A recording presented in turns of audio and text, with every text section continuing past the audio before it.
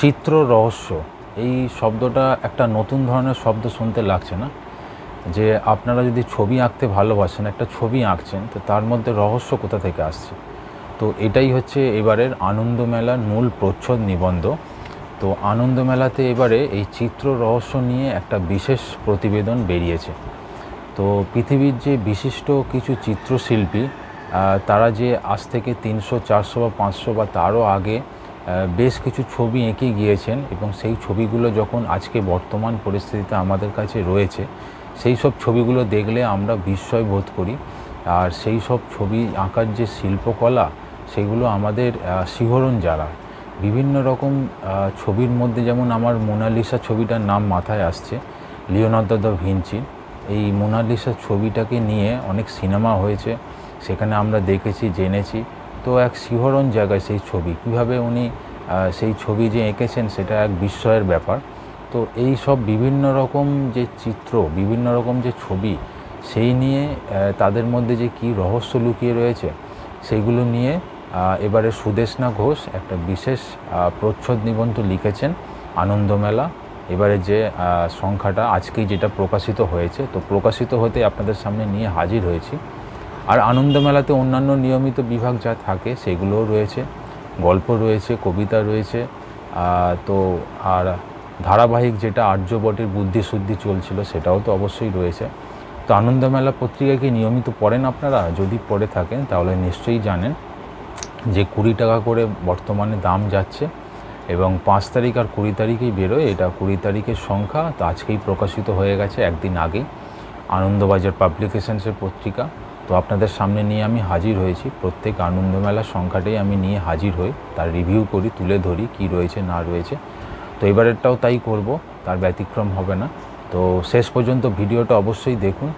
যারা প্রথম ক্লিক করলেন তাদের উদ্দেশ্যে বলবো যে আনন্দমেলা পত্রিকা যদি পছন্দ হয় তাহলে আনন্দমেলার রিভিউ তো আমার চ্যানেলে পাবেনই।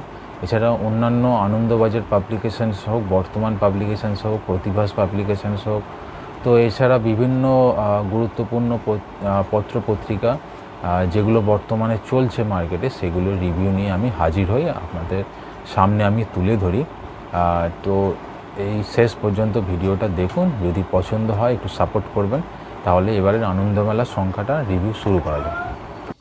আনন্দমেলা 20শে এপ্রিল 2025, সংখ্যা 20 টাকা দাম। সূচিপত্রটা দেখব। সূচিপত্রের মধ্যে চিত্র রহস্য, যেটা মূল প্রচ্ছদ কাহিনী বললাম, পৃথিবীর বিখ্যাত সব ছবির পেছনে রয়েছে রহস্যের অদ্ভুত চালচিত্র, লিখেছেন সুদেষ্ণা ঘোষ। 5টা ভিন্ন স্বাদের গল্প রয়েছে। মানুষ ভূত, শুভ মানুষ ঘোষের লেখা। উদ্ভিদ মনোবীক্ষণ, দীপঙ্কর ভট্টাচার্যের লেখা। টক্কর, মৌসুমী বন্দ্যোপাধ্যায়ের লেখা। 22 গজের গল্প, তমাল মুখোপাধ্যায়ের লেখা। চ্যালেঞ্জটা সুদুকুন নয়, কৌশিক কারকের লেখা। তো 5টা গল্প এবারে রয়েছে, সুন্দর গল্প। আর আশ্চর্য বিভাগে দেবীপ্রসাদ দুয়ারির লেখা রয়েছে পৃথিবীতে প্রাণের সঞ্চার নিয়ে। আর ইতিহাস বিভাগে সংবেত্তা চক্রবর্তীর আরেক মোগল সম্রাট সম্বন্ধে লেখা রয়েছে। বেড়ানো বিভাগে শুভজিৎ বসুর মানাং থেকে তিলিচো নিয়ে লেখা রয়েছে। আর ব্যক্তিত্ব বিভাগে গৌতম চট্টোপাধ্যায়ের সুনিতাকে যেমন দেখেছি সেই নিয়ে লেখা রয়েছে। ধারাবাহিক উপন্যাস আর্যবটের বুদ্ধিশুদ্ধি, কৃষ্ণেন্দু মুখোপাধ্যায়, সেটা তো অবশ্যই রয়েছে। খেলাধুলা বিভাগে বিরাট ম্যাজিক নিয়ে সায়ক বসুর লেখা রয়েছে। চন্দন রুদ্রর প্রত্যেকবার যেমন থাকে ছোট ছোট খেলা রয়েছে। প্রকৃতি বিভাগে এভারেস্টের চেয়ে উঁচু, শুভশ্রী মুহুরীর লেখা রয়েছে। আর নিয়মিত বিভাগ যা থাকে সেগুলো রয়েছে। আর কমিক্স দস্যি ডেনিস যেটা থাকে সেটাও রয়েছে। তো এই হচ্ছে এবারে সূচিপত্র আনন্দমেলা। প্রচ্ছদ কাহিনী বিভাগে যেটা বললাম, যে চিত্র রহস্য নিয়ে সুদেষ্ণা ঘোষের একটা বিশেষ প্রতিবেদন রয়েছে, যেখানে বেশ কিছু বিখ্যাত মানুষদের ছবি দেওয়া রয়েছে এবং সেগুলো সম্বন্ধে বিশদে লেখা রয়েছে। প্রথম গল্প এটি, মানুষ ভূত, শুভ মানুষ ঘোষের লেখা। দ্বিতীয় গল্প উদ্ভিদ মনোবীক্ষণ, দীপঙ্কর ভট্টাচার্যের লেখা। ধারাবাহিক উপন্যাস 10 নম্বর পর্ব এবারের আর্যবটের বুদ্ধিশুদ্ধি, কৃষ্ণেন্দু মুখোপাধ্যায়ের লেখা। 3 নম্বর গল্প টক্কর, মৌসুমী বন্দ্যোপাধ্যায়ের লেখা। 4 নম্বর গল্প 22 গজের গল্প, তমাল মুখোপাধ্যায়ের লেখা।